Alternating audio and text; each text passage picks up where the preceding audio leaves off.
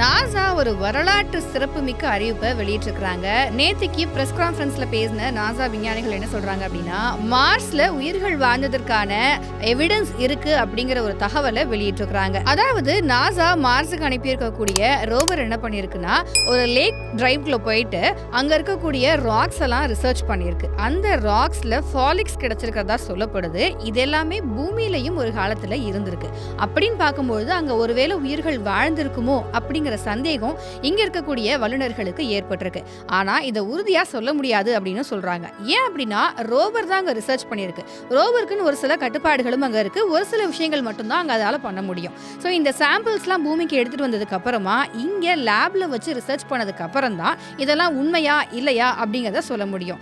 அது மட்டும் இல்லாம அந்த ராக்ஸ்ல இருக்கக்கூடிய சில தடயங்களை பார்க்கும் பொழுது மைக்ரோப்ஸ் இருந்ததுக்கான ஆதாரங்களும் இருக்கிறதா ரோவர் அனுப்பியிருக்கிற தகவல் மூலியமா நமக்கு கிடைக்கப்பட்டிருக்கு. இந்த மைக்ரோப்ஸ் எல்லாமே கிட்டத்தட்ட 3 பில்லியன் வருஷத்துக்கு முன்னாடி இருந்திருக்கிறதுக்கு வாய்ப்பு இருக்கு அப்படின்னு சொல்லப்படுது. இதை பத்தி ஆர்தர் சி கிளார்க் என்ன சொல்றாரு அப்படின்னா, யூனிவர்ஸ்ல 2 விஷயம் நடக்க தான் வாய்ப்பு இருக்கு. ஒன்னு, மனிதர்கள் தனியாவே இருக்கணும்.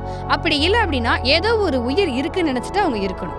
இது ரெண்டுமே பயங்கரமான ஒரு விஷயம் தான். ஏன்னா இந்த யூனிவர்ஸ்லயே நம்ம மட்டும் தான் தனியா இருக்கிறோம் அப்படிங்கறதும் ஒரு பயங்கரமான விஷயம் தான். நம்ம கூட இருக்கிற ஏலியன் அது ஏலியனா இல்ல வேற ஒரு உயிரா அப்படிங்கிறது தெரியாம இருக்கிறதும் இங்க பயங்கரமான விஷயம் தான்.